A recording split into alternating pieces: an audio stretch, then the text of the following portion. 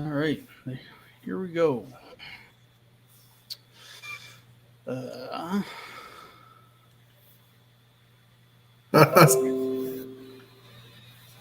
Skater Cav. That's pretty neat. A couple of guys are pretty local to me here too. oh yeah, I decorated with Dave's in Kempville and W2F buddy. He's in Petawawa, so I'm right in between those two guys. yeah. I guess we're supposed to be. I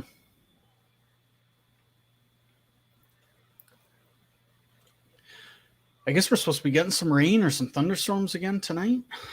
Maybe it poured the other night. I think it was Wednesday night. It come down here just in buckets.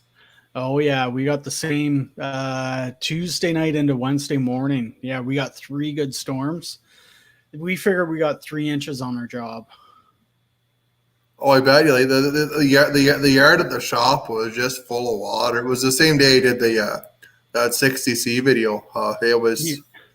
I was out there right after the rainstorm, and I thought I was hoping I was going to be able to get it done, get the video done in between storms. The sun ended up coming out later in the day, so it wasn't so bad.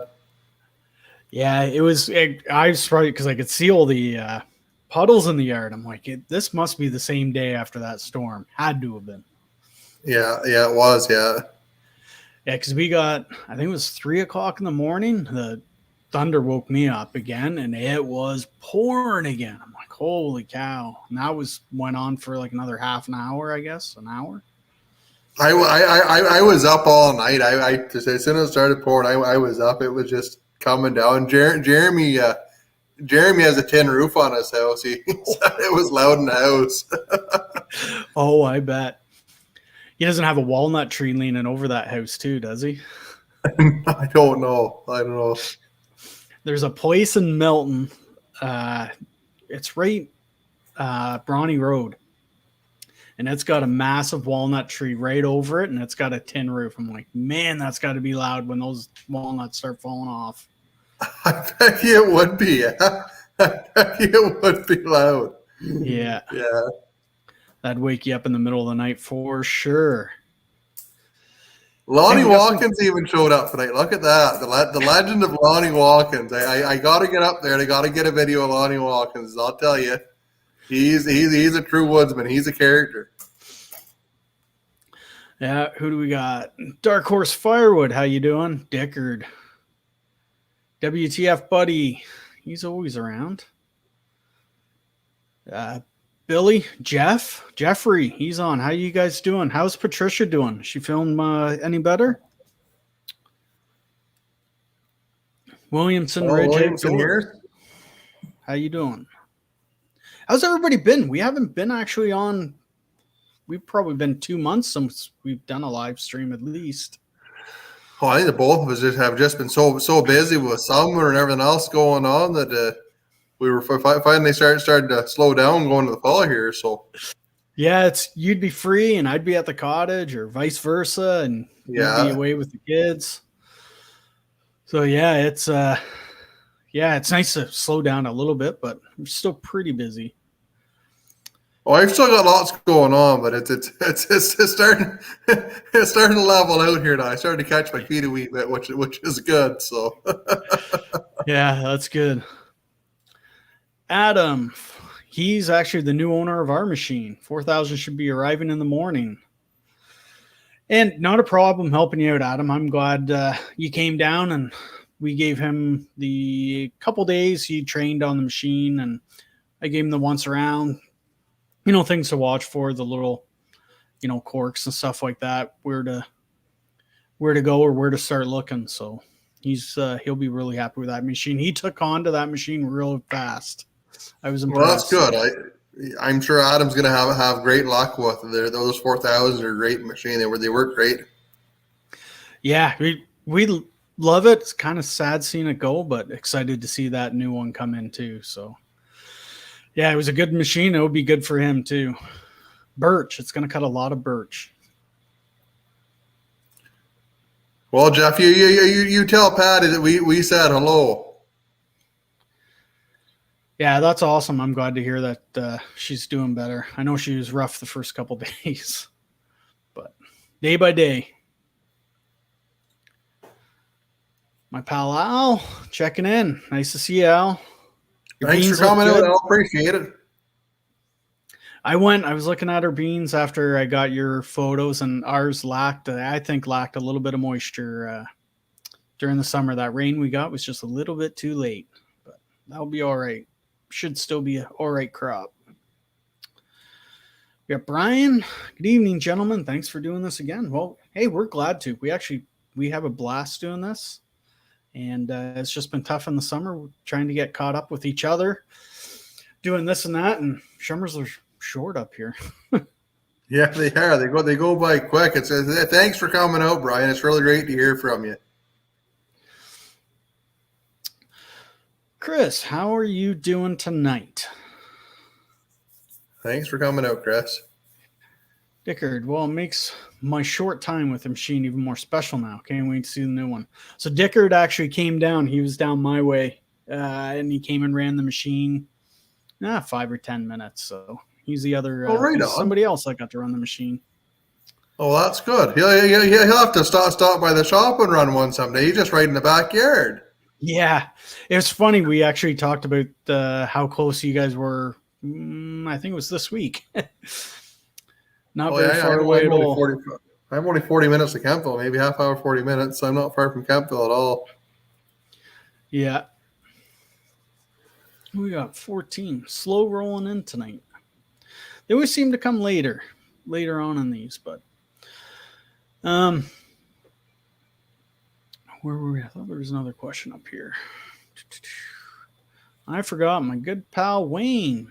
Howdy, northern neighbors. Well, howdy, Wayne. How have things been going with you? I haven't talked to you for a few days. Probably a month I haven't talked to you. My father-in-law has actually worked at Omnia. I think he's been there for 42 or 43 years. Dale has been there for a long time. Before Bell's quit doing outside work, we did a lot of work at Omnia. Omnia was probably one of our biggest customers. We did a pile of work in there, a lot of it, and really great bunch of guys in there too. I hunt with 3 or 4 guys in there. It's a really good bunch of guys there. They might even be watching us right now. Probably, you never know who's watching or who's lurking in the backgrounds. You never know. You never know. Yeah. So, what was this all about? Oh yeah, look at that. Wayne, no complaints. Supper time, but gonna listen. Well, you enjoy this while you eat your supper, Wayne. What is for supper?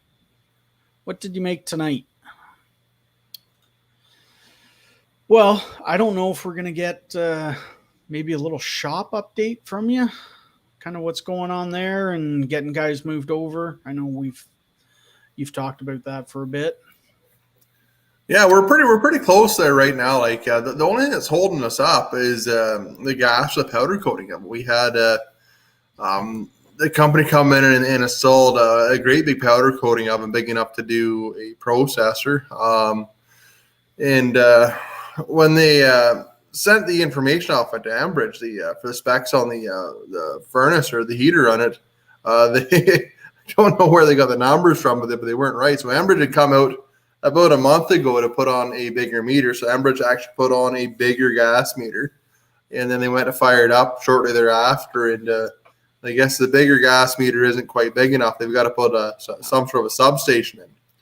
So they said we're going to be another couple of 3 or 4 weeks for that. They're thinking, and then I should have a firm timeline Monday, Tuesday. I'm hoping. And the folks at Ambridge have been really good to deal with for it, anyways. But all that kind of stuff takes time. So as soon as the powder coating oven's up and running at the new shop, we're gonna have everybody moved in there, and we should be running full capacity. Anyways, we've got a really good crew of guys in there right now. Really good bunch of tradesmen and people helping out. So it's looking really good for us, anyways. Yeah, that's good. It sucks that that information got screwed up, but that's how it goes sometimes, I guess, eh?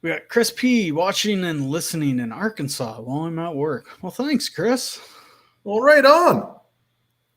We appreciate you tuning in while you're at work. Don't get fired watching us too much, though. We don't want anybody losing their job.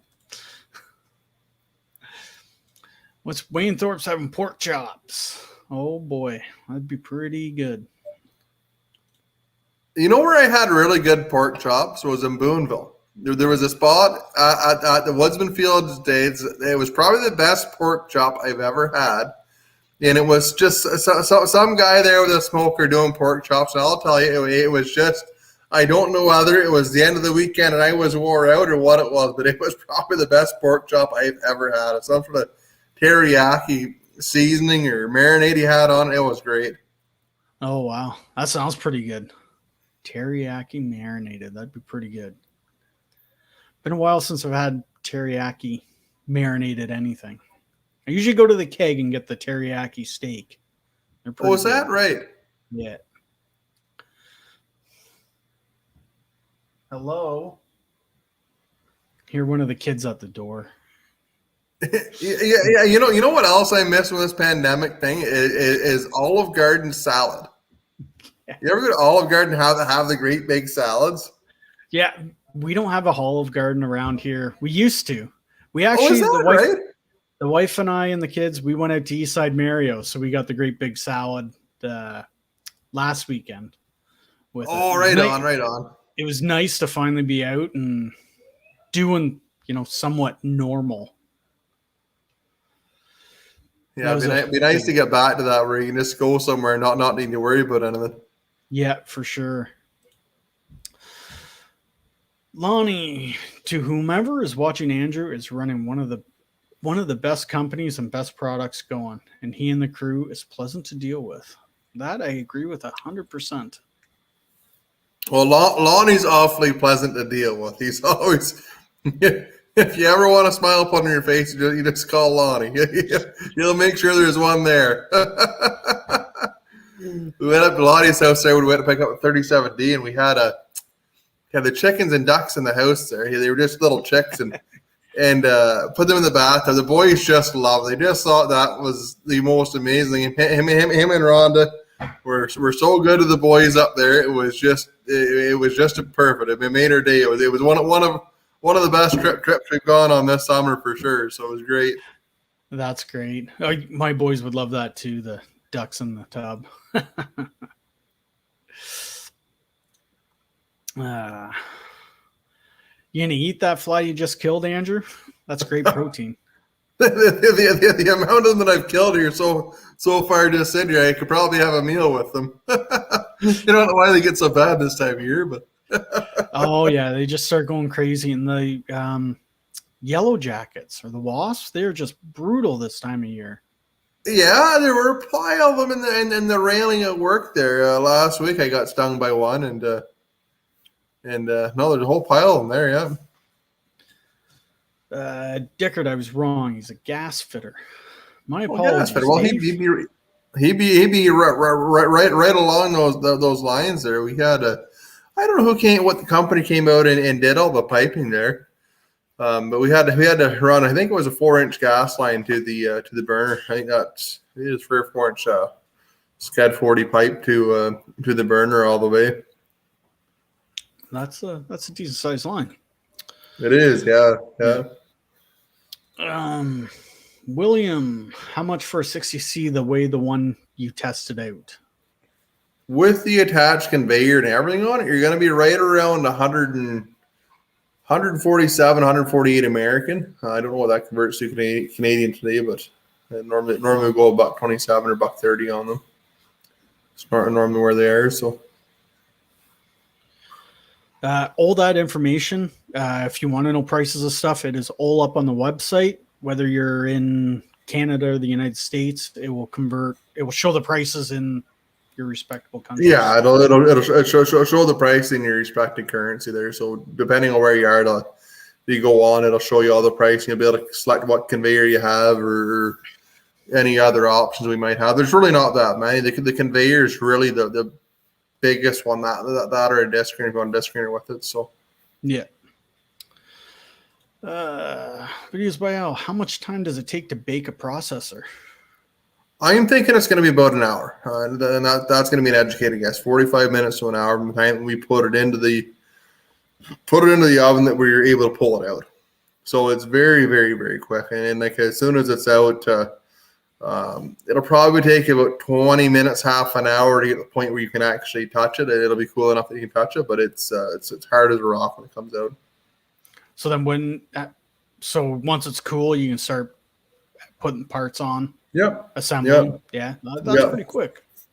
Yeah, it is. It's going to speed up that process tremendously for us. And especially like we can do about 4 racks a day, 3 or 4 racks a day in the oven that we have the shop at home here. And we can do 10 racks at a time in the oven in there. So it's way, way, way faster. You can do 10 racks an hour. We do 4 racks a day here. So yeah, it'll speed that up a lot. Will you still keep that other oven? No. Like in terms of that, I already have like almost all the equipment that's at my shop at home now sold. Oh, okay. As soon as we're done with it, like it's all local guys that bought it. So as soon as we're done with it, they're just gonna come pick it up. Yeah, that's all right then. Oh no, it's a really good deal. We're good for everybody because most of it's fairly new equipment too. Like none of it's any more than a couple of years old. Yeah. Because did you always powder coat your splitters when you started from the start? No, I didn't. The very first ones I started powder coating probably about 5 years ago. It was when I moved in here is when I started powder coating because we couldn't cycle, we couldn't paint stuff fast enough. So we actually made a powder coating oven out of it was steel studs and rock saw and galvanized sheeting and stuff, and we made the oven so we could actually pick it up and move it in and out of the shop. So the oven would sit outside most time, and then when we needed to paint, we'd actually bring it right into the shop. We just pick up the skid steer and bring it in. Oh, that's kind of handy. Yeah, it was a pretty cool setup. It was pretty neat because we didn't have any room. Like my first shop was only 24 by 24 where I started East of Maid, and then the shop that I worked in for the third year was 24 by 30. So it wasn't a big shop at all. It was full.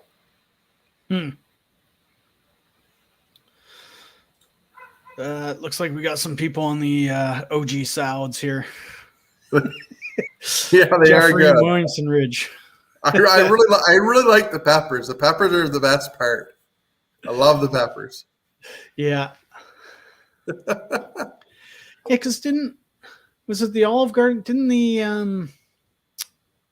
Eastside Mario's do that hot pepper on their garden salad too? I thought. I'm not quite sure. I haven't done Eastside Mario's very often. We've got one in Canada and there's one in Kingston, but there's nothing close enough locally that we go to it often. Yeah, I've been there a handful of times. Chris, I'm the only one here with no tattletale cameras to catch me goofing off at work. Well, that's a good thing. Oh yeah, for sure.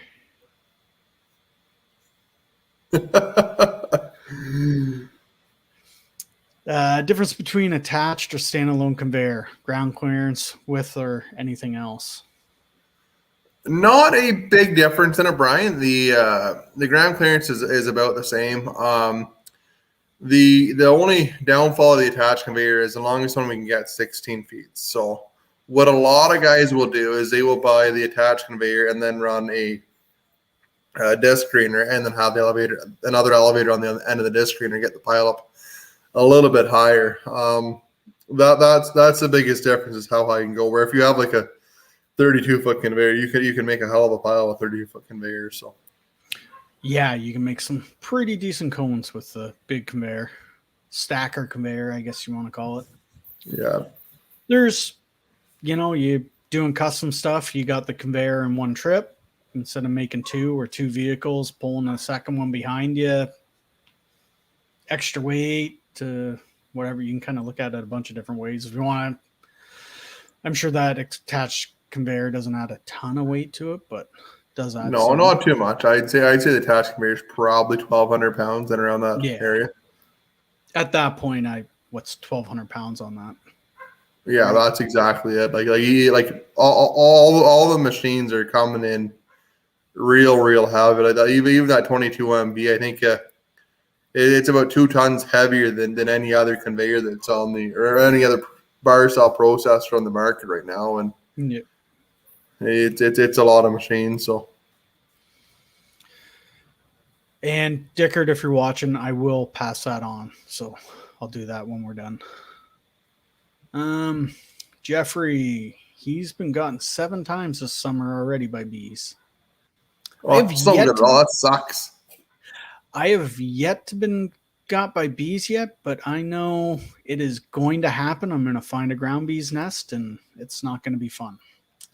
You know what we used to have around the pool was I think they were called a ground hornet. Maybe they were a black hornet. I don't know. Maybe 2.5, 3 inches long, and they burrow underneath the interlock at our pool, and they'd fly right past your head. But they pick up great big grasshoppers like that. Like they'd be this great big wasp flying the grasshopper, whizzing right past your head. I don't even know where they got the grasshopper, but great big green guys, and it was the strangest thing to see. It was almost a sight to see.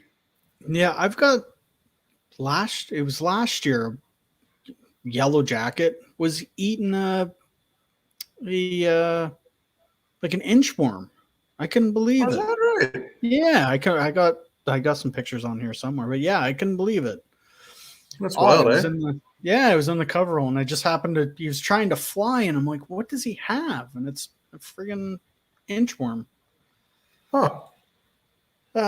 Elite Outdoors. Hope you guys have been well. I know I can't wait to finish up the rest of our construction work and switch to firewood. The 60 is getting lonely. So he has the very first 60 that went out. Very first machine. Josh has number one.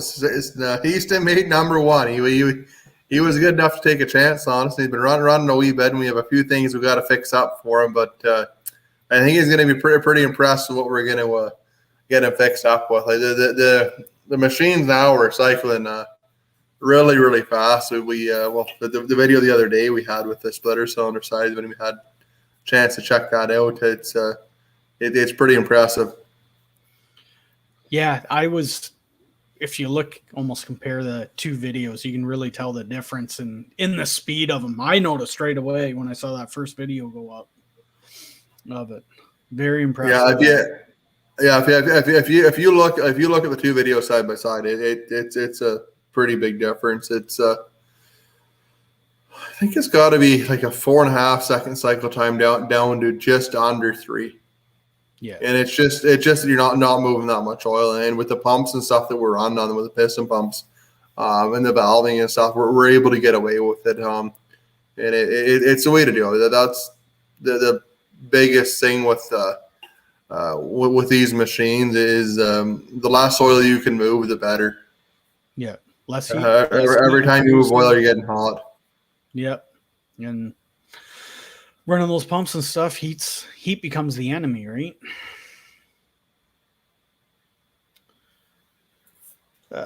Alan McGee, how you doing? Hi guys. Well, we're doing pretty good, Alan. And Sal, he's my buddy down in Melton. He's got his own woodworking shop down there and sawmills. I think he's waiting on his wood miser, which should be coming shortly, I think. Oh, right on. I know he's been waiting a while for it, so hopefully it gets here soon. Hopefully I say something about that. I actually just got my new truck there last Friday. I ordered a new Dodge in March, and I just got it. So holy cow! How long it was for a new truck? Does it have everything on it, or is it missing any chips or modules? No, it's got everything there. It's funny you ask though, because from the time that I ordered it, or from the time that I filled out the sheet online to the time that I actually went to order was like a week, or wasn't very long. And like a lot of the options on the truck, I wasn't actually able to get. Oh wow! So I know but they I'm were. sure it'll be just fine. I'm Yeah. sure I Oh can yeah. survive without them. Yeah. Chris, Andrew, will you ever build another Goliath splitter? No, I don't. I don't think you'll see me do it. Maybe in the future, but the Goliath splitter was a 42-ton splitter with a 38 horse Kohler on it. And again, like going back to the moving oil thing, if you design the wedge properly, you don't normally run into too many issues with it. And the truth be told, the 2228 performs way better than what that Goliath splitter did. I've done two of those machines. One's in New Jersey and one's in Wisconsin, I think, is where the two of those machines are. But the 2228 would be every bit as comparable as either one of those machines right now. I don't think I've seen that machine. It would have been probably the second year I was working for myself. Okay. It was a big machine. The thing was a tank. I built two of them for guys that wanted kind of like the end all of wood splitters, and I mean certainly will. They were a big machine, but definitely overkill. Kevin, did you keep the old conveyor and screen? Yes, we have both those. We've got a disc cleaner coming as well. Andrew wants us to demo. Yeah, we're gonna send it out to you to try. Since we've been running the tumbler, just to see the difference, so we can get a bit of feedback between them. But yeah, I don't know what kind of deal Pete and Andrew are going to work out on this, but I'm going to think it may want to stay in our yard, or Pete will want to keep it or purchase it. Oh yeah, no. Say. I'm easy. You guys are great to me, so I'm I'm easy. Yeah, it's kind of, guys know we have that cleaner coming. They're like, "What are you doing with the tumbler?" We're like, "We don't know yet." It was almost going to stay on the last big job we did. He was going to buy it, and we're like, "Well, we still need it one more time, so you can come back and get it if you want." Who knows? You might like the drum tumbler more. That might be the ticket for you, and you might like it a whole lot more. And I might need to go back to the drawing board. I don't know. Yeah, we'll figure that out. We'll get to that. We'll cross that bridge when we get to it. Jim might have to go with plan B for the oven, Andrew. Wood boiler, since the new machines produce so much product. Jim Rathwell is our, I guess his title would be our project manager in there. He looks after me really good. He's a class act. He's a lot of fun. He's been joking about needing to put a wood boiler in to get the powder coat oven going. Just start a fire in the corner.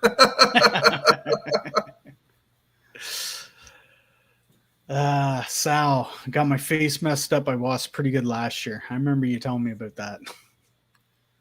I've seen not be fun.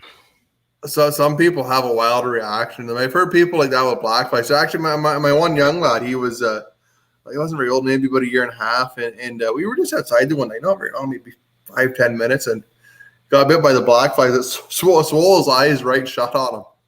Yeah, my youngest is the identical way. His one eye like right swelled up. I couldn't believe it. Oh yeah, and if it's on his face, that's when he really swells up. Yeah. Jeffrey, do they make piston pumps for your lineup of splitters? And if so, is that someone you going to put on the splitters? Is that something you're going to put on the splitters? Yeah, like in terms of that, the 37D, we're probably going to be changing the specs on the website in the next couple of weeks. I think we're just waiting to get the cylinders in, but that one really fast 37D that we did, that's what it was on. It was a piston pump on it. So same idea. It's running a 4,500, 5,000 PSI to a 4.5-inch cylinder. It's the same size cylinder as what's on the processors. And same as like we have a couple of 24Ds coming up. So you'll see them have piston pumps on them, and they will cycle incredibly fast. They'll work good.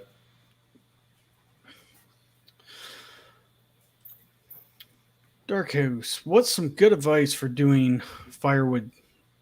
Oh, What's going on? Firewood start out. What? Firewood start out again. You're gonna have to ask that Dark Horse again.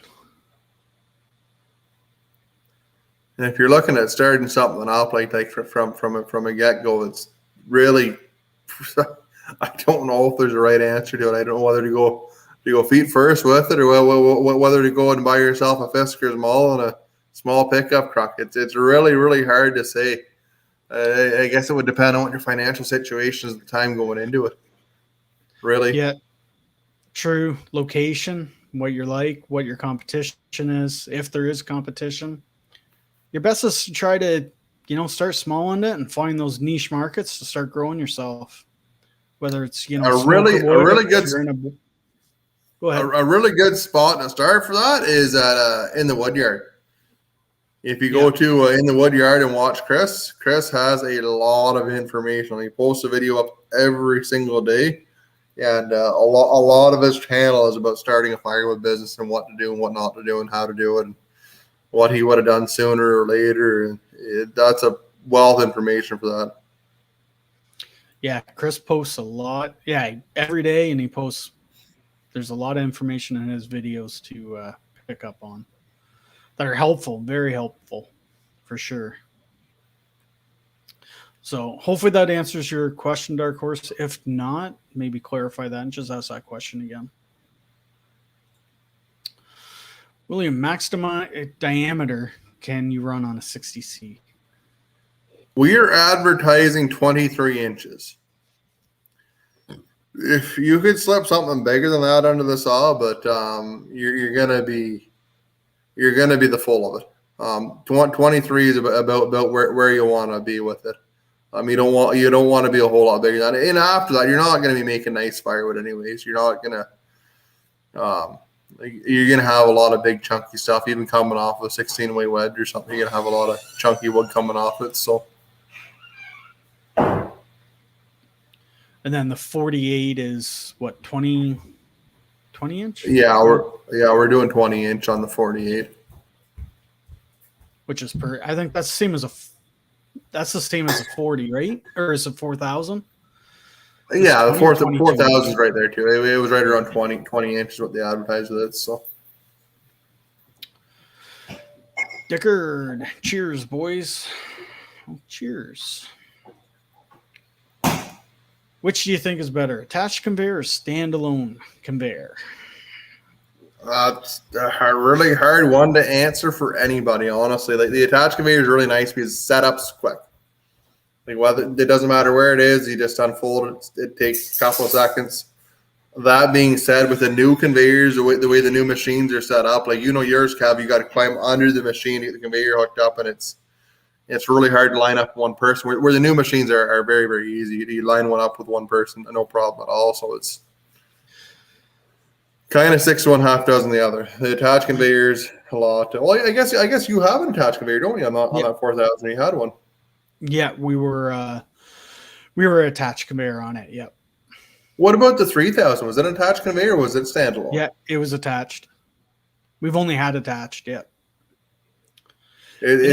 It's way easier to hook them. The setup time is a lot quicker. Yeah, and your advantage. You're max 16 feet, so you can only put so many cones up a 16 foot compared to like a 32 foot conveyor where you can, or stacking conveyor, whatever you want to call it, turn the wheels and you can just you can sit there for a couple days in one spot. Well, depending on the size of your wood and how many cords you're putting out, but a day or 2 days for sure. So if you're just sitting in your yard and that's all you're doing, I'd go standalone in my eyes. Yeah. Bigger cones. If you weren't planning on moving anywhere at all, then the standalone's probably a lot better. But if you have a yard that has a lot of room, then it's not detrimental then. Like, it's not like you need to have the big cones, but it's really hard to say until you get running one or have one in the yard to see. It's really hard to give you a really good opinion on, a really good direction on it. Because that's what it's going to be. Is everybody's going to have a different opinion on what's going to work best. And that's why we offer both of them. Yeah. Also, too, if you want to be filling walking floors, that 32-foot conveyor is your friend doing that. It'll be a lot easier for that. Yeah, way easier. If you're loading a dump truck or something like that, the grizzly on the end of it, you can just load right into a dump truck. You don't need anything extra, nothing more. It's just right into it. Yeah, we like them both. Like we've taken the stacker conveyor with just the feed off our 16-foot conveyor into the stacking conveyor just to get bigger cones. Right, you're not moving as much. Yeah. So yeah, it's tough. You got to kind of look at where you want to take, kind of what you're doing in your yard, how big your yard is, and how much wood you want to put up in your yard. Higher the cones you can make, the more wood you can put in. Yeah. Lead. Yeah, Jeremy has been great to work with. I don't think he's ever taken more than 5 minutes to respond to me. He's been quick getting back to me about some small things that we talked about in the past. But yeah, he's great. Yeah, Jeremy's really good to work with, and he's a nice, pleasant guy to be around. Like he's and he knows his stuff. Like he's been around the machines. He's worked for Bell's for probably 8 years there now, and very mechanically inclined guy, and he knows his stuff. He's a huge asset to our team here. Yeah, and same with Mike. I talk to him weekly, and always back to me, helping me out, any questions, and just friends talking, really. You don't find any better. We're lucky to have such a great crew of people that we have. Yeah. Like we really are. Like the people around us here are incredible. I've been really fortunate to have the team I've got to help me grow this, anyways. So yeah. Chris P, I deal with big 40-inch red oak blowdown yard trees regularly, and that 2228 is on my Christmas wish list. Well, that's what that machine's meant for. It'll do those big red oak for you, no problem at all. Yeah, those that's a beast of a machine, that's for sure. Or you can just go to the 37D too. You could go that way, yeah. Just might as well cut it off the knees, right? Yeah. Williams Ridge Outdoors. Chris has a lot of great information. Yeah, couldn't agree more. I was actually just watching his, I think his newest. When he got all that cherry in the yard, wherever he's buying off of, like sorts older species of wood, I guess. It's like all the cherry was separated, all the locust was separated, which is kind of convenient for. What else did he have there? Yeah, I had a bunch of oak come in with no bark on it too, right? Yep. Which is handy. You can blend it if you want, or you can keep it separated, or. Yeah, I know quite a few guys. As I get more and more into this, I know a lot of guys that separate it out a whole lot more, and a lot of guys that even hand stack it. So same as what Joe at Ohio Urbaner does, and Chris in the Woodyard. I know a lot of guys that do that and have really good luck doing it. Yeah. Crispy, you will love that 2228. We have one, and it's a beast for sure. Haven't had anything that didn't stop it yet. Yeah, he just got that a couple months ago, didn't he? No, Jeff's had it for probably 2 years now. It will be about 2 years right now. Jeff's had it because he bought it the last time we were in Boonville, I think, if I'm right, Jeff. And he had a 1222 before that, and he's also got an Ultra. It was the Ultra you just got, right? Yes, that's right. He's had the Ultra probably. Yeah, he might have got the Ultra in the spring, I think.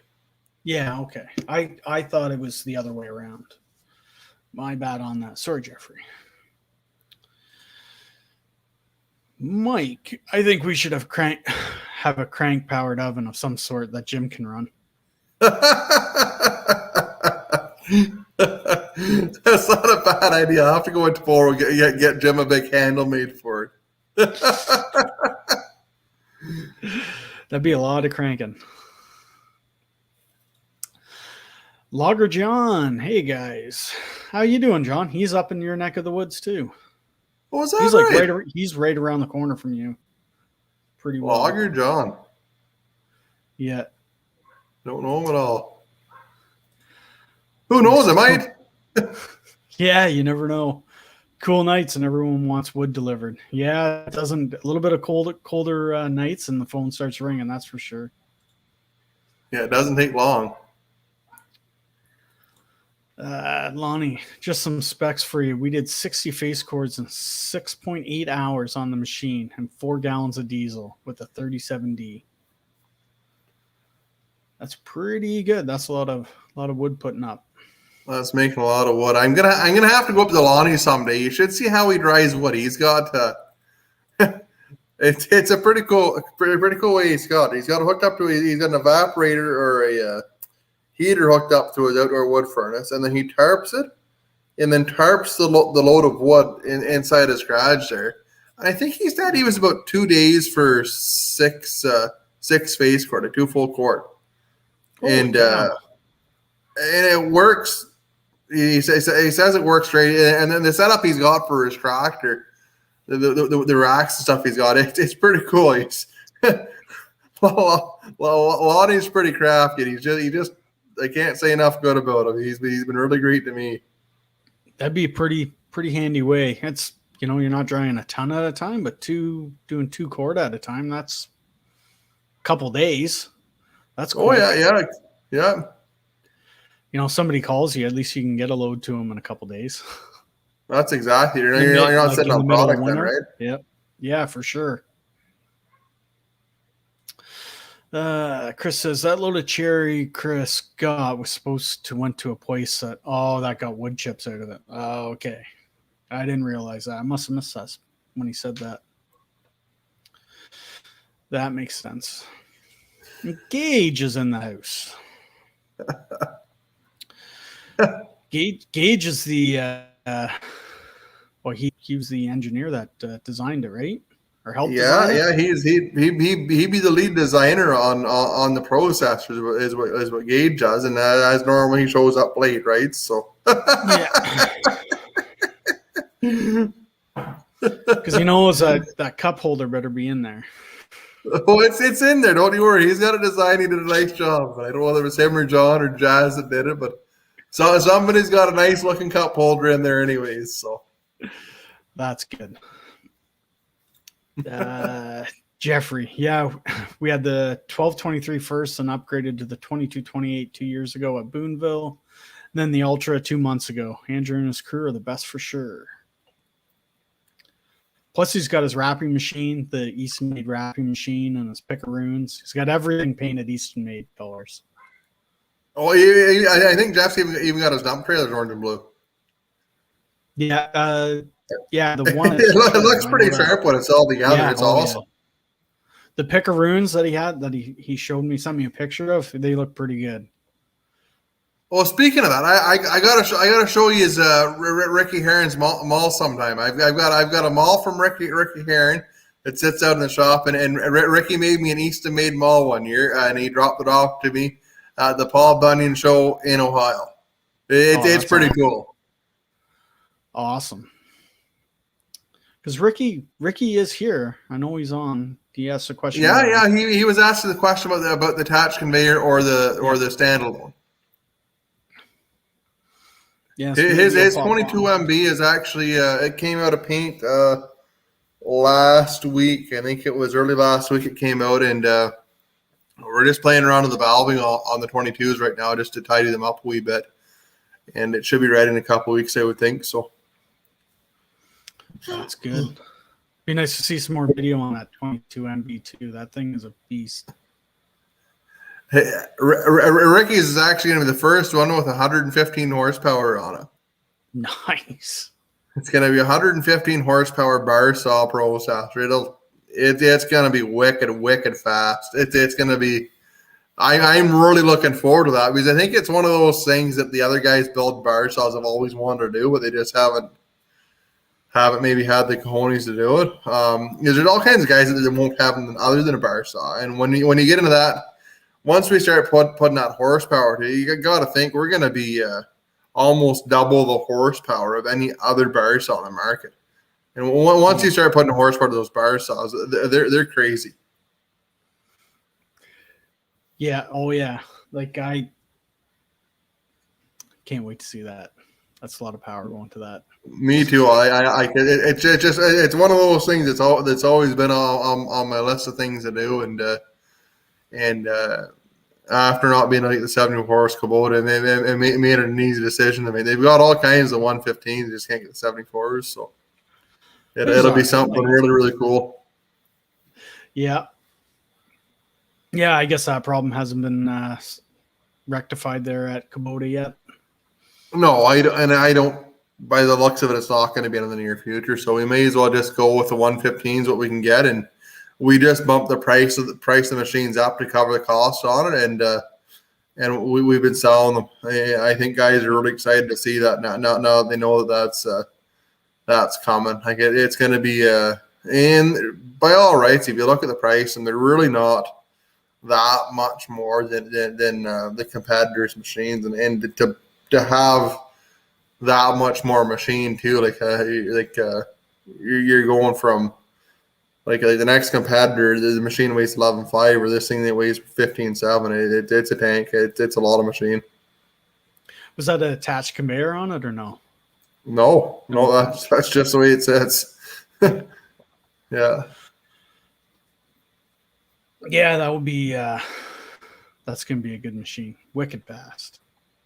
Well, you just see a lot of these processors, especially smaller bar saw processors, and after a year or two, they're just like anybody that's really using them or using them hard, they're just beat to hell. And that's what we're trying to prevent is like you're gonna pay a little bit more money for one of our products, but it's gonna be worth a whole lot more when you're done with it. The depreciation on it's gonna be the same whether you bought a $60,000 processor or $90,000 processor. You're gonna lose 10 grand at the same anyways, right? So you may as well just buy the good one and be done with it, right? Yeah, and get that, like you said, keep that life and the resale up, right? That's where it comes in. Yeah, that's exactly it. And we've done that with the splitters too, right? I know lots of guys that have sold their splitters and upgraded new ones and have gotten like more money than what they paid for. Like there were a handful of guys the first 2 or 3 years we were doing these that have bought them at shows for like $7,500, $8,000, or get $9,500 for them. Yeah, wow. Like they're literally making money on it, Yeah. which is awesome. Like, it's really good news, but it's just it's insane that it's gone that way. So yeah, that's just the way the market is right now. It's firewood seems to be hot right now, or guys buying splitters for some reason. It's crazy. Yeah, it is. Yeah. Lonnie, 3 days for 9-phase cord. That's pretty good. Like that'd keep you keep the customers happy, especially in the middle of winter. That's a decent amount of wood to move every 3 days. And I don't even know what the timeline is for like a proper kill. I think a proper kill needs a couple of days anyways. They just don't know what the volume is of them. I've never worked with one before, so I'm not familiar with it. But it'd be a good way to, if you were into it big time, to turn over money a lot quicker anyways. So yeah, if Andrew Clement is on, he'll probably answer that right away. I want to say he's like 24 or 30 hours he can do it. He might be in around there. I haven't talked to Andrew in quite a while. I haven't heard from him for probably probably 3 months maybe. Ever since we got that first 60C going, probably the last time I heard from him. Yeah, I'm not 100% sure, but even that, so 2 days and spending all that money on a kiln direct to 3 days for in your garage with a tarp. They each get the job done. One does it way cheaper. Oh yeah, man! Like every other guy doing firewood, almost every guy doing firewood's got a boiler. Anybody, a lot of guys have them. So, yep. William, most loggers in Michigan cut 100-inch logs. It's hard to find tree length here, so I think that would slow the 60C down with all the cutoffs. Yeah, we noticed that too. I don't know if you've ever done that show in Escanaba. You ever been in that part of the world? But they stack the wood like how we do it here. We're slaying lengthways on the truck. A lot of it is sideways on the truck, which was really odd for us. And a lot of it's not very big. Like for that kind of stuff, there you'd probably be as well with that 22 MB as you would be with a 60s. A lot of it's not very big. A lot of it's smaller wood. Yeah. Yeah, it is really. I think one of Chris's loads that came in, or that cherry load, was yeah, it was sideways. It was sideways on the top. Yeah. Yeah. Gage, he's got to stick to the script. If nothing else, he's consistent. And Dickard brings up a pretty good question, like custom GoPro mounting locations. We'll have to do that. That's actually I've got a clamp on mount for my GoPro. It works really well. There's a lot of spots you can clip it on there. So if you haven't got one, we'll have to get you one. Yeah, I've got like a big magnet that I can put on. Yeah, that'd be handy. It's maybe a touch strong for some stuff, but yeah, if it's sitting on a conveyor or something, it takes a lot to rip that off. It's one. I bet you would. I actually smashed one of them in the winter. I had it on the grapple, and the grapple swung up and smashed the mount. Saved the GoPro, but smashed the mount. Lead Outdoors, I was worried about the cup holder. They must have moved it down next to the seat. I can't even tell you for sure where it is, guys. I've been so busy, I haven't had a chance to look. I think Gage might still be on here. You can confirm it. I think it was right now. I'm positive I seen it right in the cab. It was right in front of you. I want to say that's where I saw it. Brian, R60C is scheduled for mid-October. Do you think it will be powder coated? What is the build time start to finish? It'll likely be powder coated if it's mid-October, depending on where it is on the list. I don't know if Jeremy's in or not, but I think likely it. And build time on one, we have we're normally around 500 to 600 hours on a 60C and around. And we can turn one over from the time that we start welding the frame together till the time that it's out the door is normally about a week and a half. And we should be able to do, with the setup that we have right now, we should be able to do about 7 or 8 of them a month, and hopefully going into winter we should be able to do a dozen or 15 of them a month. That's pretty good builds, or the amount being built is pretty good. Keeping up with that's exactly it. Like we've simplified. Like I've had a couple of people kind of commenting on taking on different projects and taking on the processors and doing this and ask what lead times and what are we doing for that. Like we've completely and totally restructured the entire building, shop, everything, the way we do things, the way we build things. So we should be able to cycle things fairly quick and decrease lead times on everything here pretty good. So yeah, and you gotta streamline. That's the thing. Keep everything similar on it and then streamline it to keep that production up, right? Yeah. Josh, the 115 is a beast. Even in 20-inch oak, there's hardly any drop in saw speed like you saw on the other slasher saws. No, there's not almost nothing at all. We're really hoping that the 48s are going to be the same sort of situation. Like a couple of the videos that you've seen, there was one lad that had an electric motor hooked up to his 4000 maybe. And some bigger pumps, and then Clement had that 6000 that had the big pumps on it too.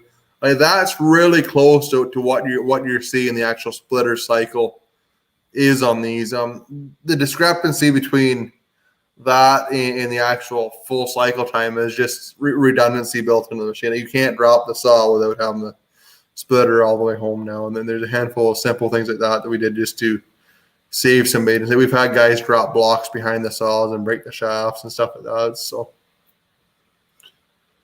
behind the saw, behind the pusher, behind the splitter. Sorry. Yeah. You got to be.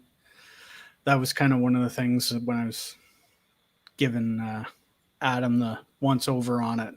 When in doubt, smash that e-stop. Shut her down. It's right there, right in front of you. Hit it. It just shuts the hydraulic. You're, save the machine.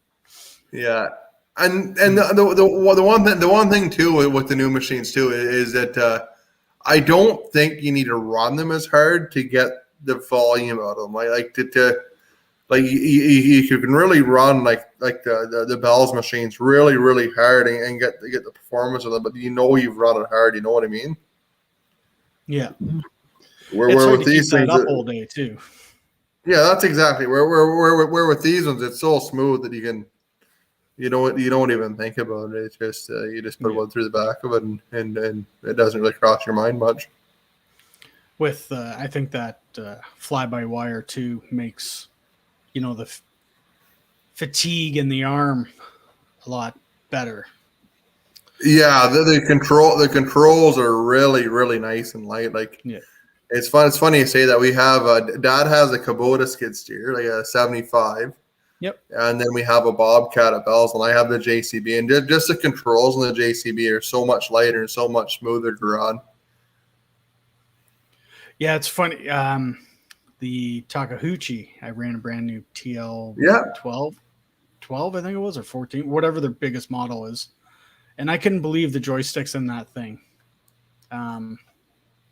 That's the difference in it right there. That's exactly what the difference is in them. Yeah. It just like you're just like push it with your fingers. You're like, that's what you're doing. You don't have to even hardly hold on to the controller. I loved it. Not even a little bit. They're so smooth. That's the way the processors are now. They're very, very nice, like controls. Like you're not fighting anything all day. It's the way to fly with it. Yeah. They're incredibly smooth. Yeah, it's not like I'm not complaining about the 4000. It's just like that's the difference that you have. You're pulling a valve to, electric. That's exactly it. Like there's nothing wrong with the other one at all. It just if we can make it better, we're gonna make it better. That's for sure. That's kind of where we're at with it. Chris thought about building a kiln to dry wood from an old sea can. Yeah, make sure it's an insulated sea can that you get. That is one thing you want for it. You want to hold that heat in there. It's something that we've talked about doing. I don't know if we're gonna have time to do it this year or not, but we have the big heat exchanger, which should be fine for us. We need power in the yard and a wood boiler is what we need. So that's the next steps. My powder coating oven at Easton we built it. It's made out of a 6-inch C-channel, Roxol, and 1/8-inch plate. So you just we frame the walls up with the channel and filled it with Roxol, and you just have a latch on the door, the same as you have on a refrigerator. And we just run it with a torpedo heater, like a little, it's a 400,000 BTU torpedo heater, and it gets that to 400 degrees in 20 minutes, half an hour. So if anybody's thinking about how to build one, you could do a kiln very similar to that. I would suspect pretty easily, and without a whole lot invest, as long as you have a body that can fabricate, or even steel studs would work just fine. We've done it with steel studs. Yeah. So. Yeah, you can even. I've seen guys save, spray foam the inside of a sea can to insulate it. Oh yeah. Put their walls up, right? It's anything. There's videos out there I've seen. I can't think of the guy's name. Oak Ridge Firewood or something, I believe it is. He made one himself. And same thing. I forget what he's got for a heater or the wood heater in it. He's in Europe, so their furnaces are a little bit different over there, I guess. They've got like the reburn on it or catalytic, I guess, on it. But, yeah, great idea. And, middle of winter when guys want dry wood, you'll have it. And you charge for it, right? There's always that extra charge for convenience and dry wood. What I've heard a lot of guys say, and I've heard Andrew say, once guys go with the kiln dried wood, they don't want to switch back. That's what they always want. He said it's just so nice, right?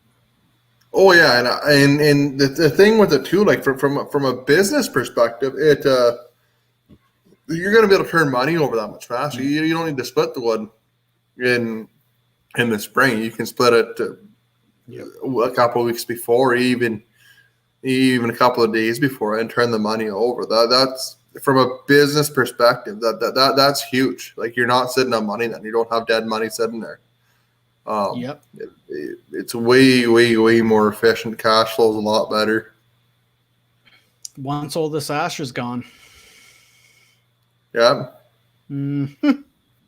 So you want to be ahead of the game. That's exactly it. That's ours thinking. You can dry your maple and oak and whatever in 2-3 days, even 4 days if you got a big enough container and you got lots in there, right? Don't matter. Yeah. Mike says they're beside the seat. Cup holders are beside the seat. Well, there you go. There's your answer for sure. Then Mikey would know 100%. He spends a lot of time in the cab, so he would know. And that should be right next to the mini fridge, right? So I can keep my sandwich cold. Ricky, that sounds real good. Do you still have the tag that I made you? Can't wait for it. I do, as a matter of fact. He also made me at the same time. He made me a chrome license plate cover with a big Easy Made sticker on. Turned out beautiful. It looks awesome. That's awesome. If you're ever down in Ohio, Kev, and Ricky's at the Fall Bunyan Show, you got to say good day to him. He's got to be one of the nicest men I've ever met. He's just an exceptional human being. A firefighter from Atlanta, retired firefighter from Atlanta, and he got a heart of gold. He's amazing. Yeah, I've met. There's a lot of nice people I met in Ohio. Everyone was super nice that I met in the whole Ohio at Bunyan Show. It was great. Yeah. And that's another update because people are probably going to ask. I will not be there at Bunyan. It's just not going to happen for us. And that's the same with you. I know you're not. Yeah, no, we're not going to be going. We're hoping to actually hit get back on the road there next year. Like me and the wife talked quite a bit here. Like, normally, like, if you've seen us at the shows, like, I'll bring the whole family. Me, my wife, kids, and everybody will come down, and it's one of those things. It's a lot of work for us, but it's kind of nice to go down and see everybody and talk to everybody. That's really the nice part about the job is being able to talk to people and get feedback from them and hear from them in person. Is great. Like, even doing these live streams, like, I really enjoy doing this.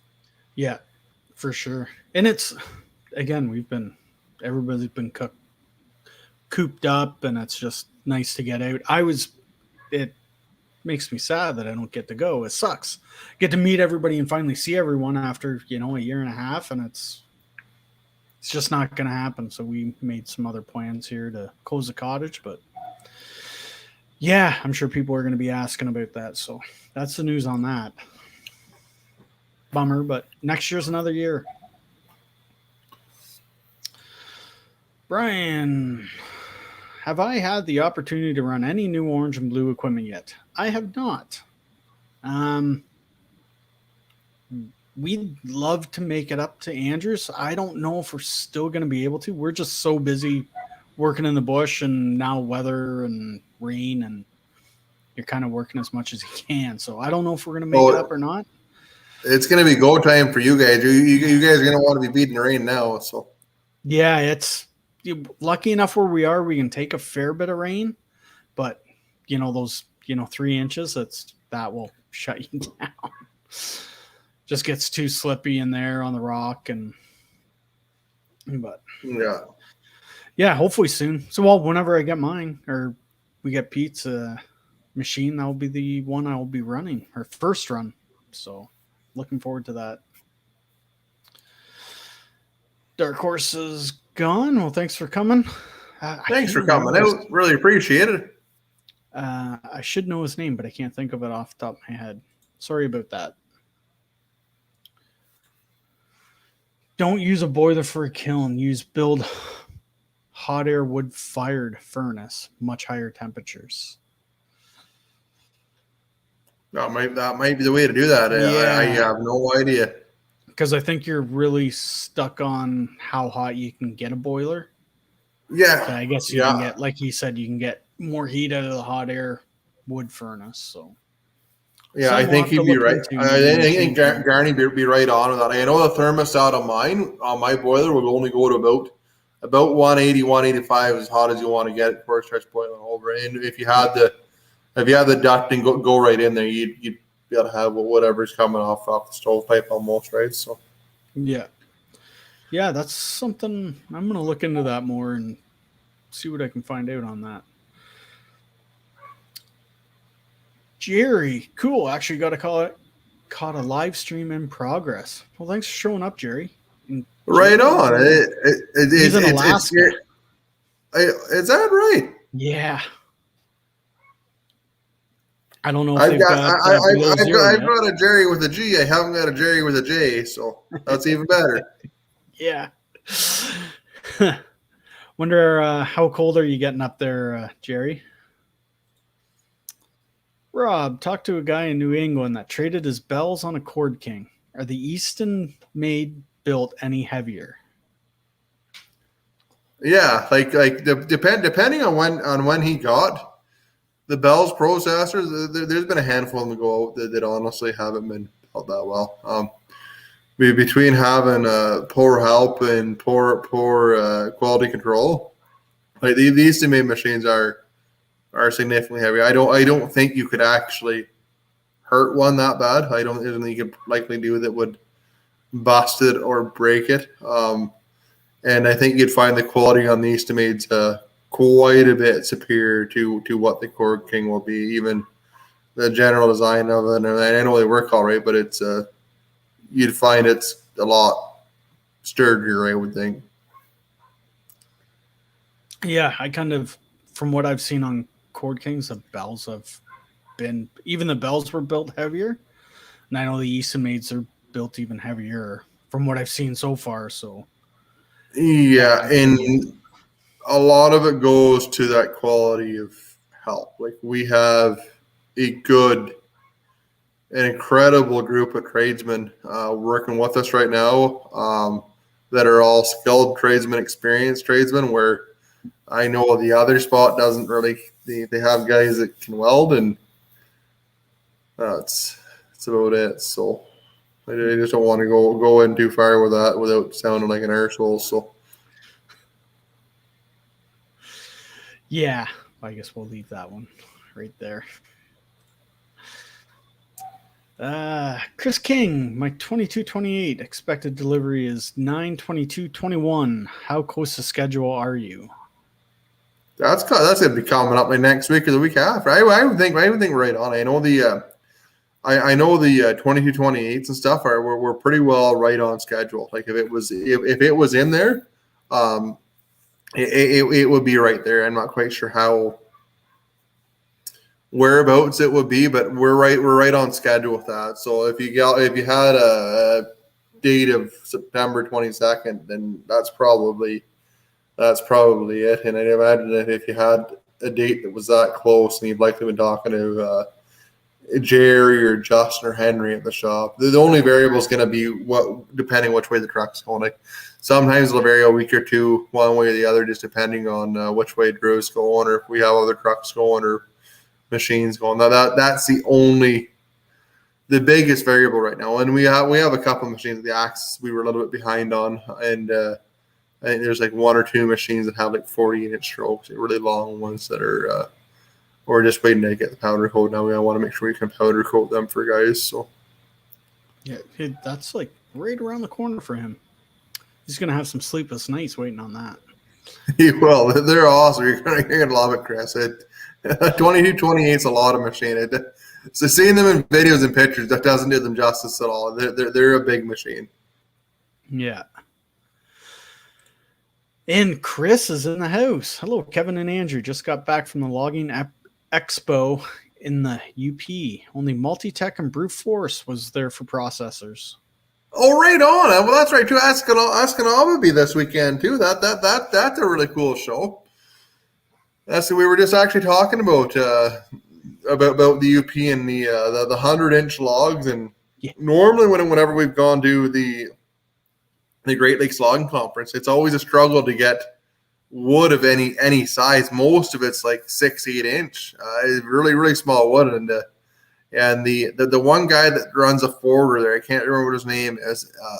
He does a great job of looking after us and sorting out wood for different size processors and splitters. He's just a great guy. I can't remember what his name is, but he does an amazing job there. That's awesome.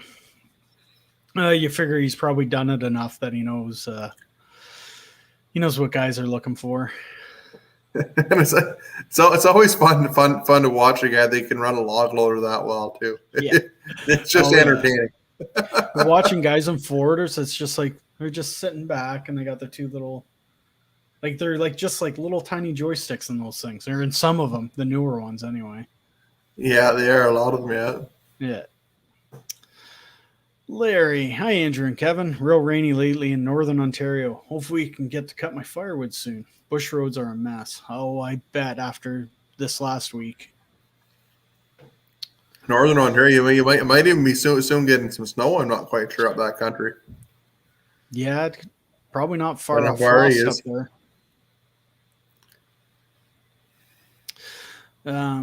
We're going here. I've heard in the woodyard, he was saying too, his log truck driver was telling him there's could be a shortage, or his logger that he was getting it from is worried about running out of wood. It's just been so wet. Well, that's not good. That's too bad. Yeah. Rob, I ate a CK and it was no good. Yeah, my buddy had one and he's got a Bell's now. They're just different. I don't know. Hard to say.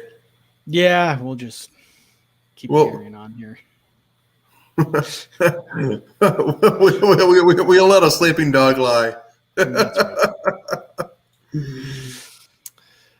Lee, never would have imagined two Eastern-made processors would make it to Georgia so quick. I hope Ricky doesn't shut us down next year. I guess the Atlanta market is big enough for both of us.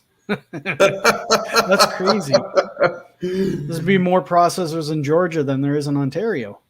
There'll be more Eastern-made, that's for sure. I wonder. I think if I remember right, I think Ricky's on the north side, and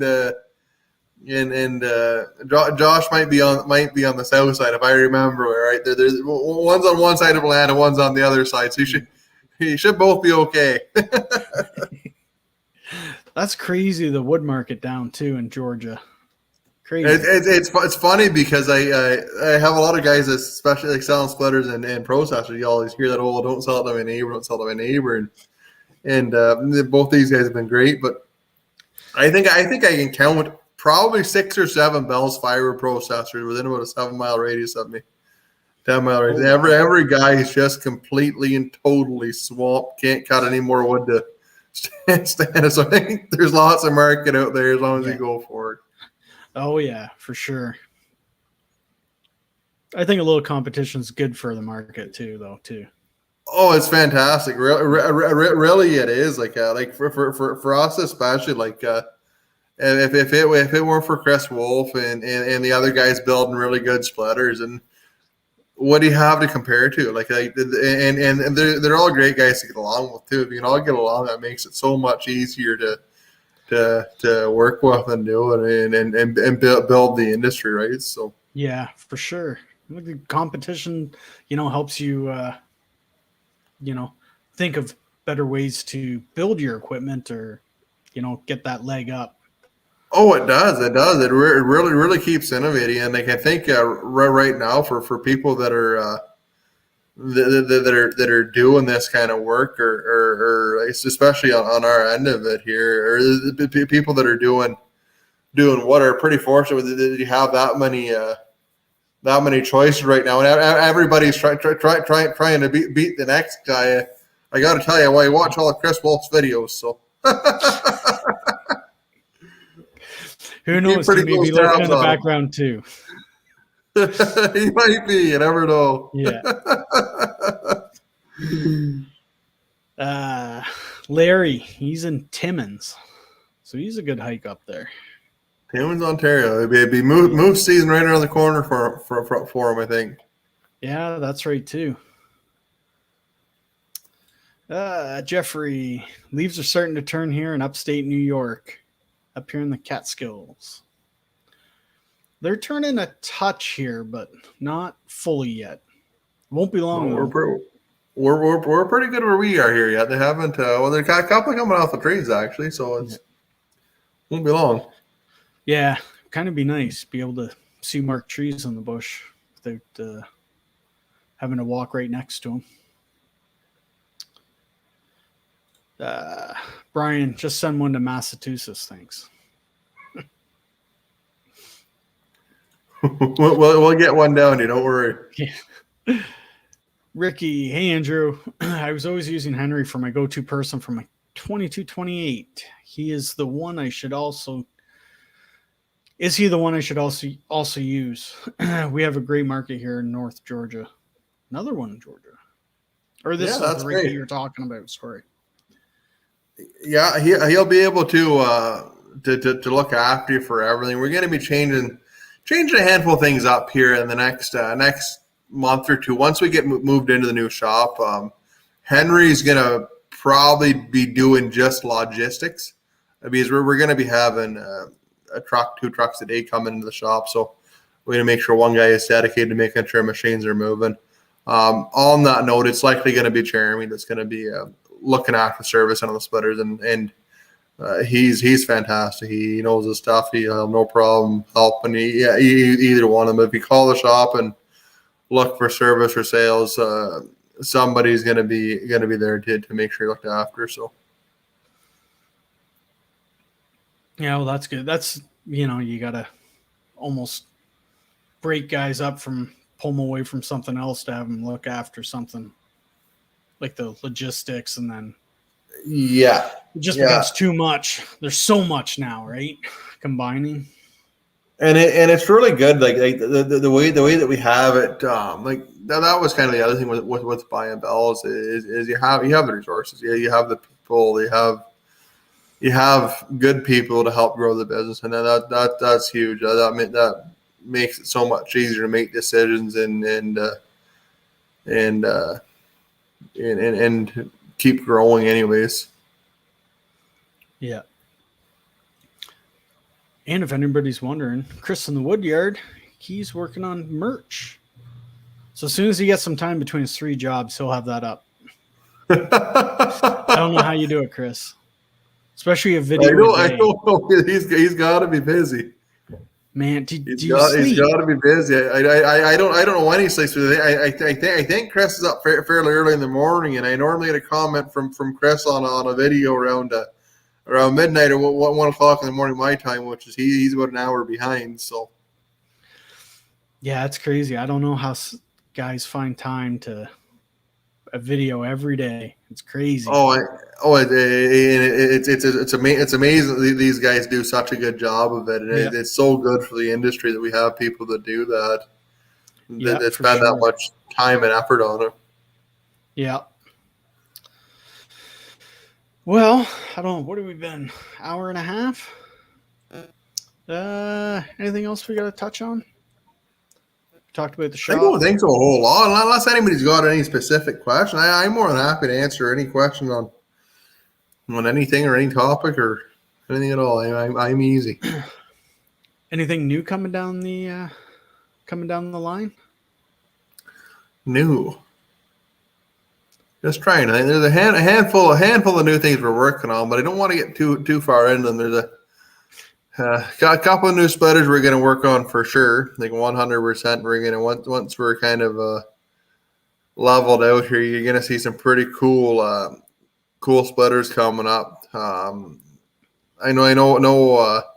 Gordon GP Outdoors has been happy to build some grapples and stuff for him. So I don't know if I'll take that on or not, but I mean, you never know. And then there's we're looking at a completely different line of machines right now. It's completely outside of the firewood part too, which is a really cool machine. If I want to take a bite of that apple, I'm not quite sure yet, but I may in the future anyways. So That would be interesting to see what that is. it'll fit kind of right in with like what most of the guys do, the landscaping end of it and stuff like that too. So whether we go for that. Firewood stacker. Think about a firewood stacker. That would be interesting if we could do that. That would be pretty cool. Then my brother Bert says hello.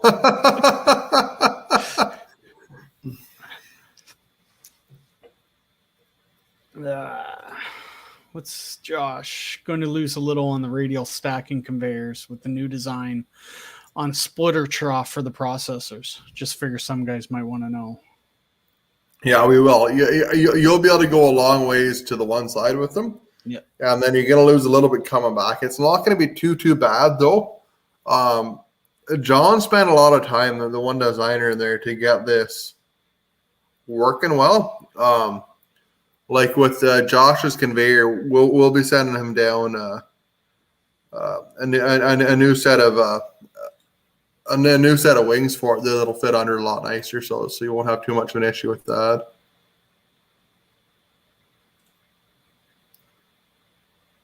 And I'm not sure. Jeff's wondering about firewood bundlers. I'm not quite sure if we're going to get into the bundlers or not. I don't know whether we're going to go that way. A lot of that smaller stuff, it's really hard to be competitive on it and consistent on it. There's so many companies that are doing it. A lot of them are undercutting. It's a lot like a small processor. A lot of small processor guys are undercutting so bad on them, and I don't know how a lot of companies are doing it. Like that are selling stuff so cheap, because I know what the steel costs and I know what the parts cost, and you're leaving it real skinny. That's the same as any other business. You gotta make money at it, and you gotta be able to make enough money to one, sustain yourself, two, grow. Like from a customer standpoint, you want to make sure that somebody's going to be there 10, 15 years down the road for you to make sure that you're going to be looked after on it, right? So yeah, some of that smaller stuff's hard to, you almost got to mass produce it to get those costs down to be competitive with them, right? And honestly, like I know the volumes that the other competitor, the other guys doing small process, it's not there to drop the cost that drastically. Yeah. And like historically, if you look back the last 10 years in this industry, how many firewood processor manufacturers has been come and go? And splitter guys have come and go. It's the same as firewood, right? Like if firewood, you'll have the odd Joe Blow come in that's going to light the world on fire and sell wood for $200 for a full cord, right? And all of a sudden, it doesn't make a lot of sense, right? So yeah, well, it'd be similar to a hay bale stacker, only for wood. I wonder if he's thinking about. But have you ever seen those ones with the fingers on them where it'll pick up the square bales? Yeah, I don't know if he's talking like almost like a Stuker. The Stuker. Yeah, so you can actually like you'd be stacking like cordwood. Oh, maybe it might be worth looking into. Interesting. I know somebody around here. They're actually building a bagger. And there would be a bagger machine built here in Canada now. I guess there's one coming from. Yeah, there's one coming from Europe. but there's somebody here building one that I've seen pictures of. So see how that Right, goes. right. It's very Is it- interesting. I actually, Ula is the guy from VPAC. Yeah. And he had come by and he spent the night here. We had a great visit. Had a bunch of beers. A super nice guy. Like you wouldn't find a more fantastic person in the world. And he brought three of them over. I think one went to Gerber. down your area. Like I think two of them went down that area. One in New Hamburg. You probably know those lads over there. Then I think there was they have a Bell's machine. I think there was a guy in Montreal that had a Bell's machine too that got one of the VPACs. And then there's one other one. I'm not quite sure where it went. I think it was down towards Mississauga though. Yeah, I don't. A buddy of mine, he went to see that one. I want to say it was Gerber Firewood. Yeah. They got Colin one. Gerber bought one. Yeah. Yeah, that was quite the machine because they've got a Bell's, I think, don't they? Colin Gerber and Wilfred Smith have that Elite 8000. Okay. The only Elite one that we've done that has like the drum tumbler and everything all built into it and the conveyor. It's got I know the who whole. you're talking about now. Or I know of them. Yeah, and they're both those guys are incredibly sharp. They're both really smart fellows, and the younger guys. So I think Colin's. I don't know if either one of them would be my age. I think maybe probably 30, maybe 20, 30. Wow. Both very super smart guys, super nice guys to get along with. They're pretty sharp. Yeah. Crazy. Yeah, so that must have been beginning of summer that he was here. Yeah. Would have been right around there. It was. Well, I think we just had Josh's 60C running. Is when he was here because we showed him the 60C running. Yeah, because there's pictures of him there. I didn't realize. I didn't put two and two together there. I think it was him that you got pictures with. Oh yeah, could very well be. Yeah. I think a picture got posted on the Bell's Facebook page. I think. Oh, it could have been, yeah. Huh. Yeah, they're pretty neat machine for running. For the little video I saw of it from here, they're pretty neat. Andrew, what's up, guys? Hey, that 60 is wicked, Andrew. It does work awesome. Like in terms of a processor, especially something that size to move like that, it's as I say, it's like Chris Farley being a ninja.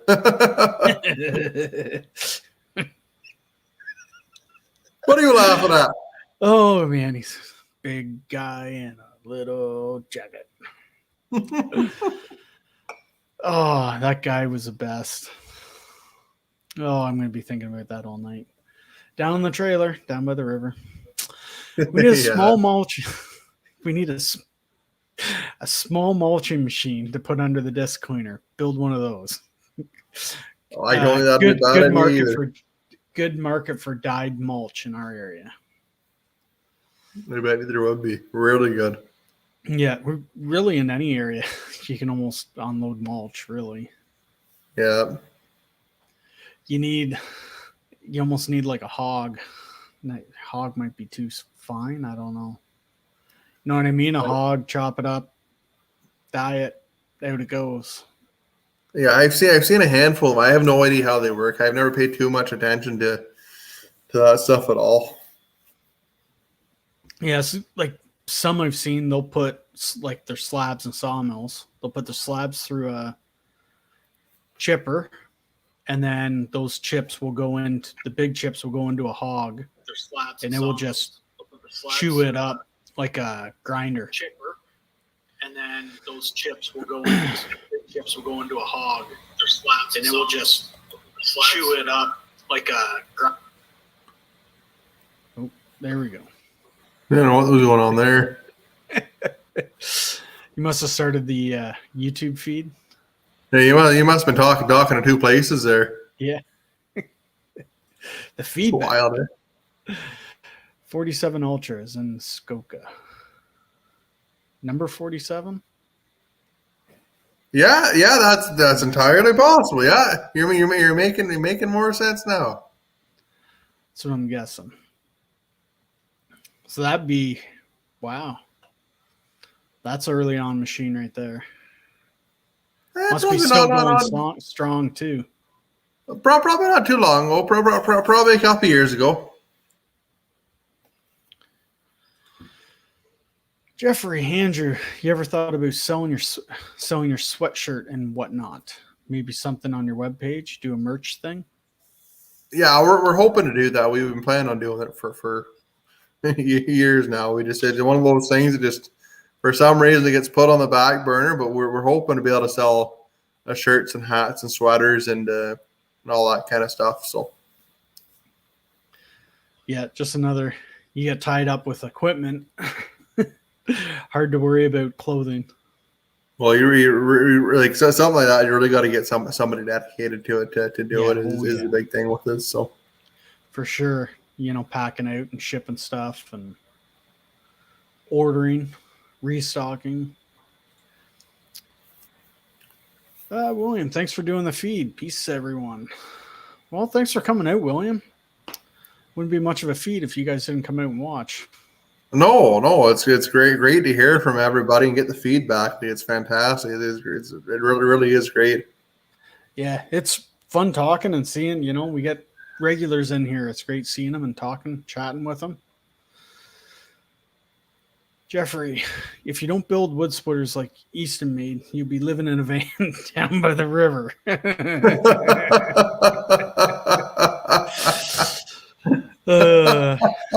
That's right, Jeffrey. I guess so. Yeah, it's not the truth. Oh yeah. Oh, I'm gonna have to watch a Chris Farley movie now. Jeez, he's funny, eh? Yeah. Oh yeah, he was great. Chris says there's a YouTube video where a fella took a refrigerated sea can and made a kiln. Yeah, I think there's a bunch out there, but yeah, the one I want to say Oak Ridge Firewood. He did one, and he used that furnace idea. I think it was a furnace to get the heat out. Seemed like a pretty good setup he had. Chris, good night, fellas. Got to edit videos for the login show now. Good night, Chris. Thanks for stopping by. Don't stay up too late. I can't wait. I can't wait to see them, Chris. I appreciate everything you do for us. Yeah, and I actually missed. I must have. Where did this comment go? Here we are. Yes, it is. Runs nice. So this is on number 47 Ultra. Yeah, that's awesome. Years old. Great to hear. My buddy Andy Cobb, I think I deleted your last message you put up there. I love listening always, Kev. Been at the mill all day selling slabs.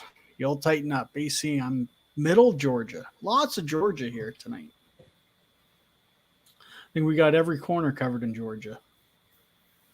I wonder one of these guys could probably answer. I've been always on the east side of Georgia, where like Savannah 95 cuts up. I wonder if the rest of Georgia is that flat. I remember going across Georgia and man, was it ever flat going across. I don't know if you get further west if it gets more hills, but like we've seen a lot, like especially going along the interstate, there are lots of guys running the felling machines. A skidder with a felling head on it.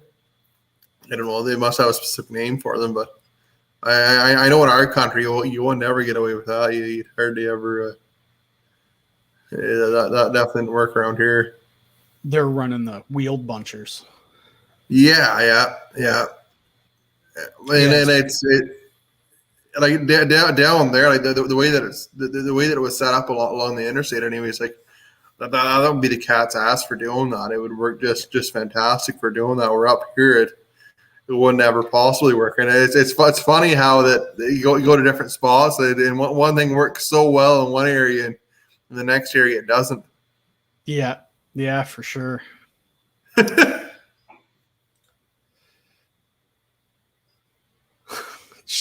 Joe, really? Guys, instead. I can tell you in less than 10 words. I wonder what Joe's doing.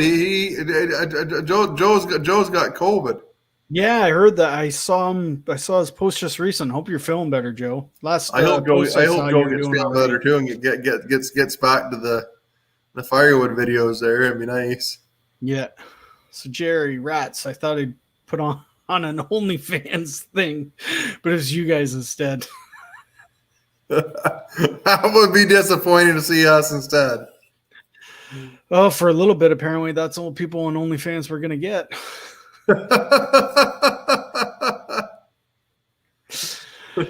Uh, I'll let everyone see Joe's question. We'll just pass on this. It wouldn't be kid friendly anymore. No, not at all. Whoops. Josh gets mountainous in the northeast Georgia. Ricky, mountains in the north. I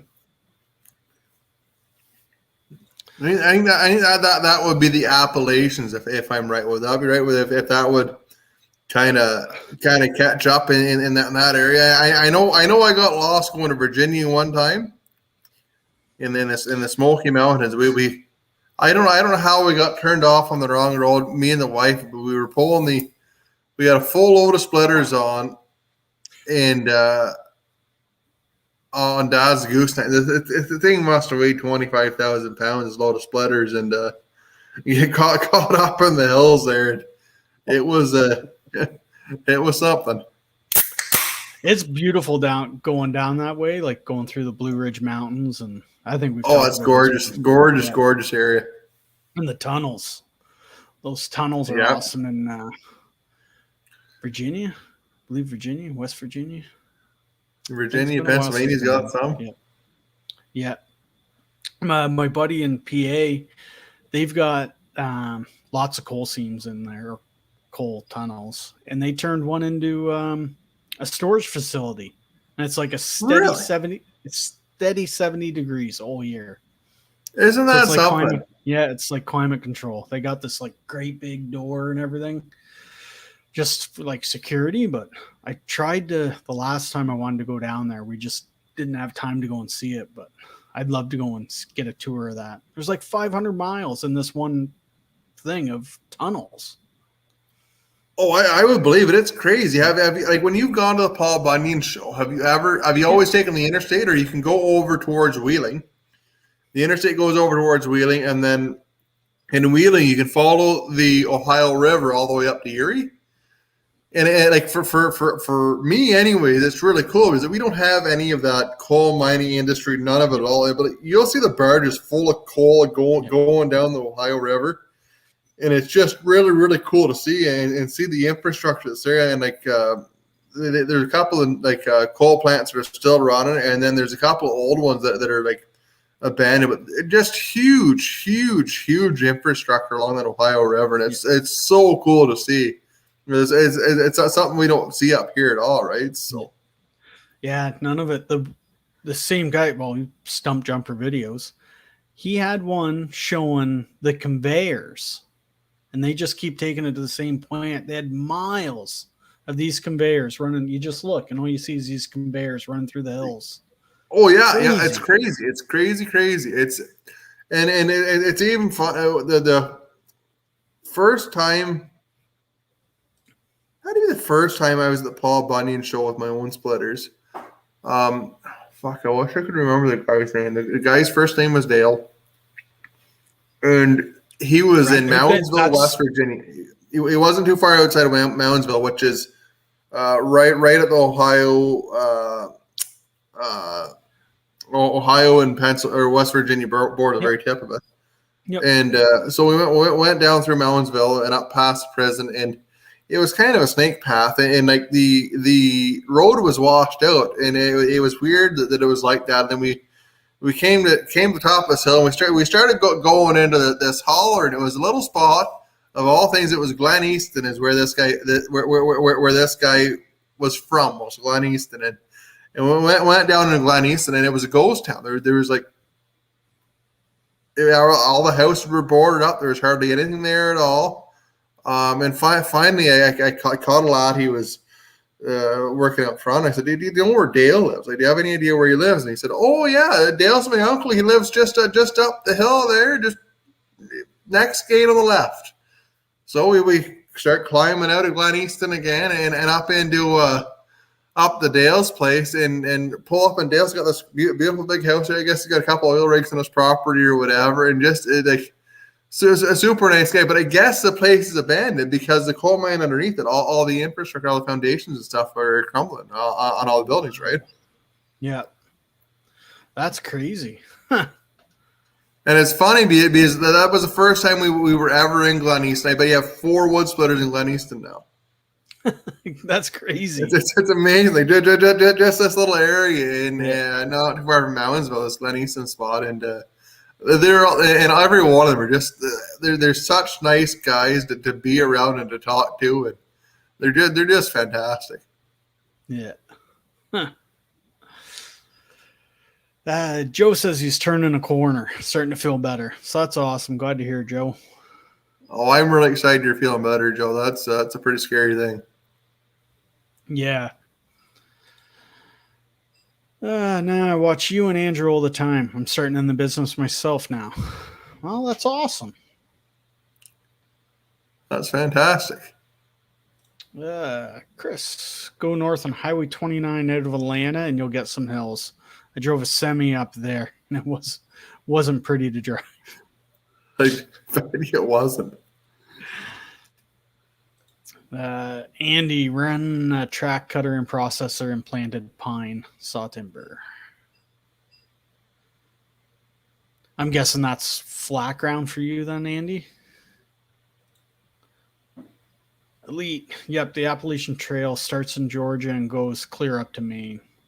I just heard a 10-year-old kid did that.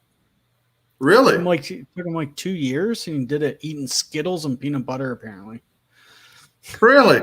Yeah. It was like 2 weeks ago. I heard it on the radio. He was young. It was like Skittles and peanut butter was all he ate. He should have hopped on the rainbow. Yeah. I think he did to get him there. Brad. Hello, gentlemen. Kevin, how's your separation anxiety going? I'm getting through it, Brad. Getting through it. One day at a time. He's up. I don't know how far Brad is from you. I want to say he's up in Kingston. Well, that's not far from me at all. No, I think that's where he is. Well, that may be right. I recognize the name Brad Lloyd, so yeah, entirely he's got possible. a Bell's. He's got a Bell's 4000 as well. Oh, is that right? Yeah. Andy, but I live where the rolling hills begin at what is called the fall line. That's where the ocean once was. Interesting. Isn't that something, eh? That's pretty cool. I'm gonna have to start doing. I've got like a giant research project looking up wood-fired furnaces for kilns to fall line. I guess so. It's gonna be got a little bit of work to do, don't we? Good thing it's a rain day tomorrow. Yeah. I'm gonna have time for all this research. Well, I think we're all caught up here again. But anybody got any other questions? Or Brad's in Lindsay. Lindsay. Yeah, but I'm from Kingston, Gananoque area originally. So it's still not super far from you. Really? Lindsay? No. Lindsay's 2 hours maybe. 2 hours? Maybe Peterborough, Lindsay, probably 2 hours and around there. Yeah. Well, I think we've got caught up through all this. What do you want to say? You want to call it a night? We've been almost 2 hours, so that's been a good one. I guess so. I appreciate everybody coming out and visiting with us and saying it. It sure is a pleasure. Yeah. Oh, it's been awesome to get back to this chat again. It's been a long time. I'm sure we'll get going every couple weeks on this. Yeah, I would think every couple of weeks would probably be achievable now. Anyways, they haven't got a whole lot of. It's not like we're running all over the country anymore or doing stuff outside now. So. Yeah, for sure. That's the same with us. One more trip and that will be it for us. I think put the boat away. That'll be it for the cottage. One last question. I think you've answered this. Thought about building a splitter for a compact tractor. I haven't on it. It's hard to do it for compact tractor. You can't. There's a lot out there that's going to do better than or do equivalent to what we can do, and it's hard for us to compete with that. You're just as well to buy something that's already made, because I don't think that's something I can do and do well and succeed at as well as I'd like to. So Lots of variables too with different brands of tractors, and there is, yeah, and different flows and stuff like that. And there's just not quite the pressure you need there to effectively run a wood splitter quickly and powerfully. They're just the tractor just doesn't have it. It just basically becomes a splitter. That's exactly Generic. It's kind of generic. It's just a cylinder with a beam. Yeah. Yeah, whatever you got kind of. Yeah. But kind of go through here. Jeffrey, had fun, guys. Thank you for your time. Well, thanks for coming by, Jeff. We appreciate it. I'm sure we'll be talking, sharing pictures of whatever I'm smoking on the grill. Al, great show. Great seeing my heroes here. I look up to all of you. Well, thanks man. I appreciate that. Lots of great info there. Lots of great other YouTubers as well. That there's tons of information out there.